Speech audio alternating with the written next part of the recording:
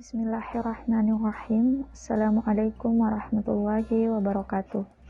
My name is Mutia Suhaifi and I was the first speaker from Group 4. And the material that we will present is the new policy on teacher. So, let's start it with the material. Peraturan Pemerintah Republik Indonesia Nomor 19 Tahun 2017. Peraturan Pemerintah Nomor 19 Tahun 2017 tentang perubahan atas Peraturan Pemerintah Nomor 74 Tahun 2008 tentang guru memiliki dasar hukum, yaitu 1. Pasal 5 ayat 2 Undang-Undang Dasar Negara Republik Indonesia tahun 1945. Yang kedua, Undang-Undang Nomor 14 Tahun 2005 tentang guru dan dosen. Dan yang ketiga, Peraturan Pemerintah Nomor 74 Tahun 2008 tentang guru.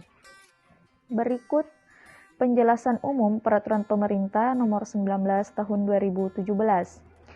Tantangan dalam pembangunan pendidikan adalah mempercepat peningkatan taraf pendidikan seluruh masyarakat untuk memenuhi hak seluruh penduduk usia sekolah dalam memperoleh layanan pendidikan dasar yang berkualitas dan meningkatkan akses pendidikan pada jenjang pendidikan menengah dan tinggi, menurunkan kesenjangan partisipasi pendidikan antar kelompok sosial ekonomi, antar wilayah dan antar jenis kelamin dengan memberikan pemihakan sebagai seluruh anak dari keluarga kurang mampu, serta meningkatkan pembelajaran sepanjang hayat.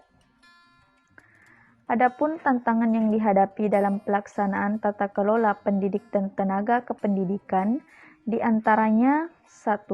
Ketersediaan guru dan tenaga kependidikan yang kurang merata. Yang kedua, pembinaan guru dan tenaga kependidikan. Well, that's what I explained earlier, and the next material will be presented by my friend. Thank you. Assalamualaikum warahmatullahi wabarakatuh. Saya Sucinanda Safitri. Saya akan melanjutkan penjelasan yang sebelumnya dilakukan oleh Mutia Suhaifi. Di sini saya akan menjelaskan tentang isi Peraturan Pemerintah 19 Tahun 2017 tentang perubahan atas Peraturan Pemerintah Nomor 74 Tahun 2008 tentang guru. Next, ke slide selanjutnya. Di sini kalian dapat melihat ada beberapa pasal yang kita cantumkan. Untuk total pasal yang diubah sendiri itu terdapat 31 pasal. Dan saya akan mencoba membacakan beberapanya. Seperti nomor 1 di sini terdapat ketentuan pasal 1 diubah sehingga bunyinya sebagai berikut. Untuk pasal 1 ini sendiri terdapat 30 ayat. Dan saya akan membacakan ayat yang pertama. Ayat pertama ini berbunyi, guru adalah pendidik profesional dengan tugas utama mendidik, mengajar, membimbing, mengarahkan, melatih, menilai, dan mengevaluasi peserta didik pada pendidikan anak usia dini, jalur pendidikan formal, pendidikan dasar, dan pendidikan menengah. Untuk jika kalian ingin membaca pasal selanjutnya yang diubah, kalian bisa membacanya sendiri pada file yang kita cantumkan. Lalu next itu ada pasal 6, pasal 6 dihapus. Lalu untuk ketentuan pasal 8 diubah sehingga bunyinya menjadi sertifikasi pendidik bagi calon guru dilaksanakan secara objektif, transparan, dan akuntabel. Lalu next terdapat pasal 10. Pasal 10 sendiri diubah sehingga bunyinya menjadi seperti sertifikasi pendidik ditetapkan oleh pemimpin perguruan tinggi. Sertifikasi pendidik sebagaimana dimaksud pada ayat 1 diregistrasi oleh menteri. Lalu sertifikat pendidik sah berlaku bagi guru untuk melaksanakan tugas setelah mendapat nomor registrasi guru.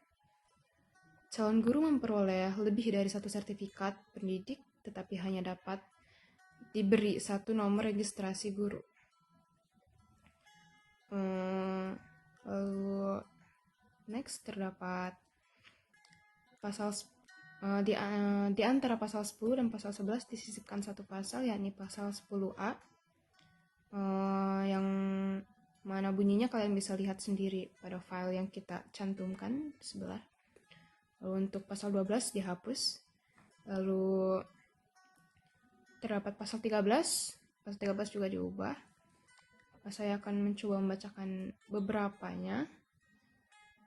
Seperti nomor 1, perguruan tinggi penyelenggara pendidikan profesi harus memenuhi kriteria A. Memenuhi program studi yang relevan dan terakreditasi paling rendah B atau sebutan lain yang setara. Memiliki pendidik dan tenaga kependidikan yang sesuai dengan standar nasional pendidikan tinggi dan memiliki sarana dan prasarana pembelajaran yang memadai sesuai dengan standar nasional pendidikan tinggi. Dan selanjutnya, kalian bisa melihatnya pada file yang kita lampirkan. Lalu terdapat pasal 14 yang dihapus, pasal 15 diubah, pasal 16 diubah, lalu pasal 17 dihapus, pasal 18 diubah. Jika kalian ingin membacanya, kalian bisa melihatnya sendiri di file yang kita cantumkan. Lalu pasal 19 dihapus, pasal 20 dan pasal 21 juga dihapus. Untuk pasal 23 diubah, dan pasal 24 dan pasal 25 dihapus. Segitu dari saya. Selanjutnya akan dilanjutkan oleh teman saya, Hafizah. Sekian dan terima kasih.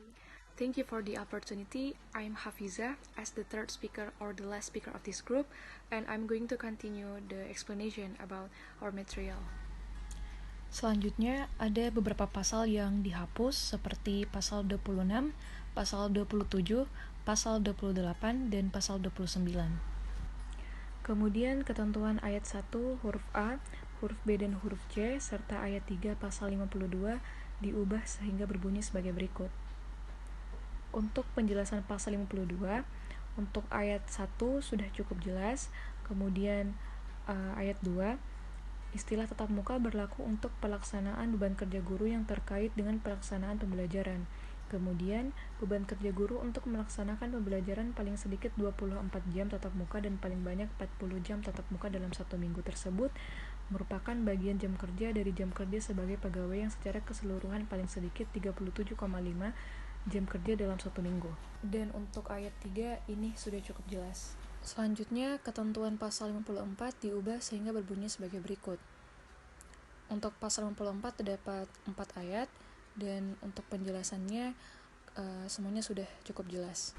Selanjutnya, ketentuan pasal 58 ayat 1 dan ayat 2 diubah dan ditambahkan satu ayat yakni ayat 4, sehingga pasal 58 berbunyi sebagai berikut. Dan untuk penjelasan mengenai pasal 58 ini sudah cukup jelas. Selanjutnya, ketentuan ayat 1 pasal 59 diubah sehingga berbunyi sebagai berikut. Dan untuk penjelasan mengenai isi pasal 59 ini sudah cukup jelas. Selanjutnya, ketentuan pasal 61 diubah sehingga berbunyi sebagai berikut. Kemudian untuk penjelasan mengenai isi dari pasal 61, untuk ayat 1 cukup jelas, ayat 2 huruf A cukup jelas, kemudian ayat 2 huruf B, adapun yang dimaksud dengan terpenuhi adalah kondisi di mana kebutuhan guru di provinsi atau kabupaten atau kota sesuai dengan kewenangannya telah terpenuhi untuk setiap satuan pendidikan. Kemudian untuk ayat 3 cukup jelas, ayat 4 cukup jelas, ayat 5 cukup jelas, dan ayat 6 juga sudah cukup jelas. Selanjutnya, untuk ketentuan pasal 62 diubah sehingga berbunyi sebagai berikut. Dan untuk isi dari pasal 62 ini sudah cukup jelas. Selanjutnya, ketentuan pasal 64 diubah sehingga berbunyi sebagai berikut. Dan untuk penjelasan mengenai pasal 64 ini sudah cukup jelas. Kemudian untuk ketentuan pasal 66 diubah sehingga berbunyi sebagai berikut. Dan untuk penjelasan mengenai pasal 66 ini sudah cukup jelas. Selanjutnya, di antara pasal 67 dan pasal 68 disisipkan satu pasal, yakni pasal 67A sehingga berbunyi sebagai berikut. Dan untuk penjelasan mengenai isi dari pasal 67A sudah cukup jelas. Dan pasal 2 berbunyi sebagai berikut. Dan untuk penjelasan mengenai isi dari pasal 2 ini sudah cukup jelas. Well, that brings us to the end of the presentation. If you have any questions, please let us know and we will do our best to answer. Thank you. Wassalamualaikum warahmatullahi wabarakatuh.